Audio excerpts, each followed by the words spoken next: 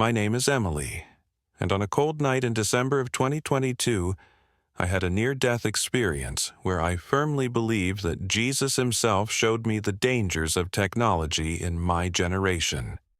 If you are a parent or have young people in your family, please listen to this warning. I didn't even believe in this stuff before, that life-changing night, and now I found this channel so I can warn as many adults and young people as possible.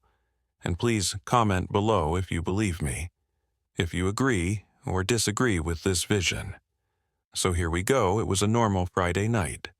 I was laying down on the couch in our living room, scrolling endlessly through my phone. TikTok, Instagram, YouTube.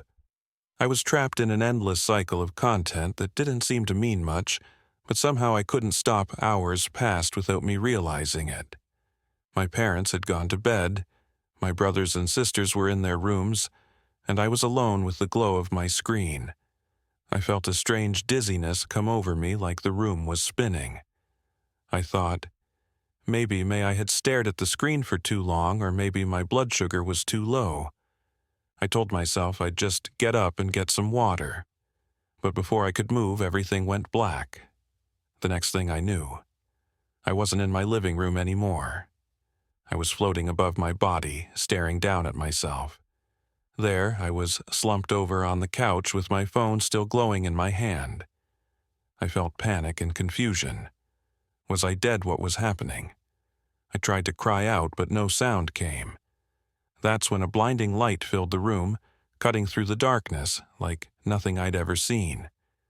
I turned to look, and there he was. Jesus. He didn't look like the pictures in church or the paintings you see in Sunday school. He was more radiant, more powerful, and more real than anything I had ever known. His presence wasn't just light. It was love and authority all wrapped into one. I wanted to fall to my knees, but I couldn't move. "Come," he said. Extending his hand toward me, his voice was calm, but it carried weight that left no room for argument without hesitation. I reached out and took his hand. The moment I did, the room disappeared, and we were standing in what felt like a void. It wasn't empty, though. All around us were glowing screens, hovering in midair, phones, tablets, computers, TVs, even VR headsets. They weren't just devices, they were alive with something dark, and sinister faces stared back at me from those screens, millions of them. But their eyes were blank. It was like they were hypnotized. Jesus gestured toward the screens. "This is the battlefield," he said, his voice filled with both sorrow and urgency. "The enemy has made this his primary weapon against your generation, millennials, Gen Z, and Gen Alpha. He knows your potential. He knows what you could accomplish for my kingdom, so he is working to destroy you." I didn't understand, but how it's just technology, it's just entertainment. Jesus turned and looked at me, and I'll never forget the sadness in his eyes. "It started that way," he said, "but what you see as harmless is far from it. The enemy uses these screens to enslave hearts, minds, and souls. Technology was meant to be a tool, but it has become a trap." I looked closer at the screens and saw chains extending from them. The chains wrapped around people's wrists, necks, and even their hearts. Some people were shackled so tightly they could barely move. Each chain had a word written on it.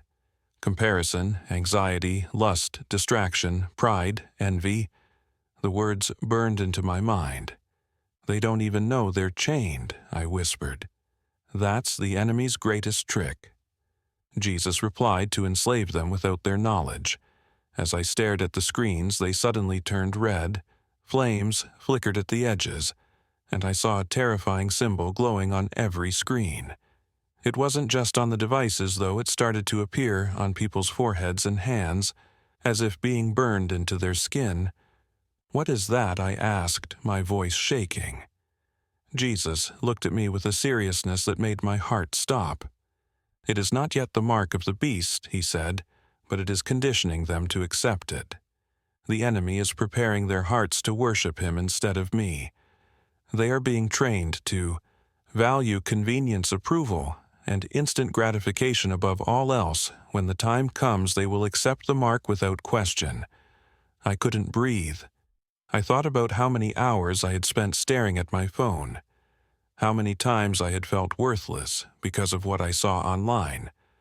I thought about the arguments I had with my parents when they told me to put my phone down. I had always thought they were overreacting. Now, I wasn't so sure. The scene shifted, and I found myself standing in what looked like a massive war zone. It wasn't a physical battlefield with guns and soldiers, though.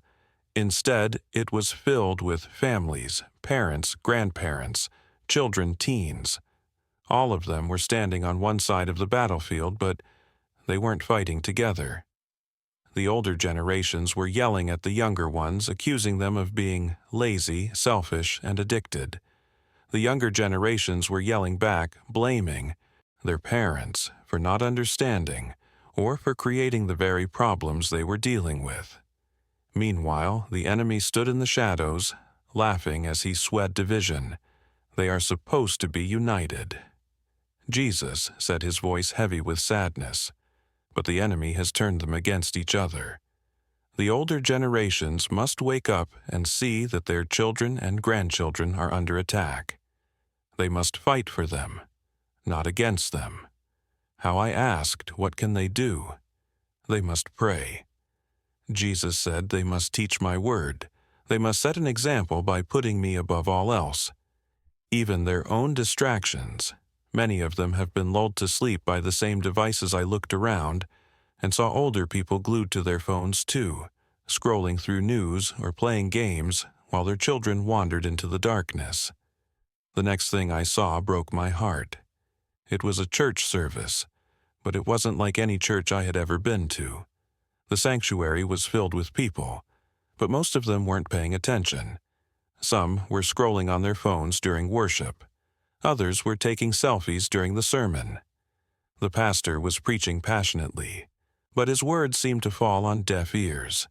The glow of screens filled the room, like an artificial light drowning out the presence of God. "This is my house," Jesus said, his voice trembling with both anger and sorrow. "But it has become a marketplace for distractions. My people no longer seek me with their whole hearts. They seek entertainment, validation, and convenience." I wanted to scream, to cry, to make everyone awake, but I couldn't. I turned to Jesus, desperate for answers. "What can I do?" I asked. "I'm just a kid." Jesus placed his hand on my shoulder and his eyes met mine. "You are more than you think you are." He said, "You are my messenger. I have chosen you to warn them, not just your generation, but all generations, but they won't listen." I said, tears streaming down my face. "They'll think I'm crazy. They rejected me too." He said, "But some will hear and their eyes will be opened. Speak boldly. Tell them what you have seen. Warn them that the time is short." In that moment, I felt the weight of his words settle on my heart. I didn't know how I was going to do it, but I knew I couldn't stay silent in an instant. I was back in my living room. My heart was pounding and I could feel the tears on my face. My phone was still in my hand, but it felt different. Now cold, heavy, and sinister. I threw it across the room and fell to my knees, crying out. To God, I didn't sleep that night.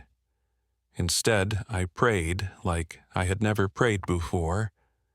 I prayed for my friends, my family, my generation, and even for the older generations. I prayed that God would help me find the courage to share what I had seen. If you're reading this, I believe it's because Jesus wants you to hear this warning. This isn't just about kids and their phones. It's about all of us. The enemy is using technology to distract, divide, and destroy. He is conditioning us to accept what's coming. And if we don't wake up, it will be too late. Parents, grandparents, older friends, you have a role to play. Pray for your children and grandchildren. Talk to them about these things. Set an example by putting down your own devices and seeking God first. And to my generation, don't let the enemy steal your soul through a screen. Seek, Jesus, read His Word. Find your worth in Him. Not in likes, comments, or followers. The time is short. The choice is yours.